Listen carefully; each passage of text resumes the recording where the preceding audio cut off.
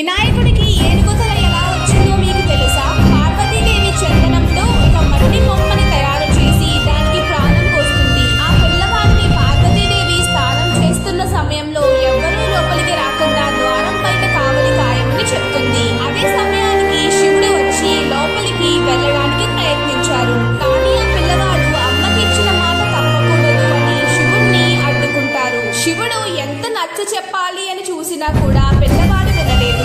నంది మరియు బ్రహ్మ కూడా వచ్చి నచ్చ చెప్పడానికి చూసినా కూడా ఆ పిల్లవాడు మాట వినకపోవడంతో శివుడు శివతాండవం చేసి ఎంతో కోపంతో ఆ పిల్లవాడి తలని తన ముండంతో వేరు చేస్తారు.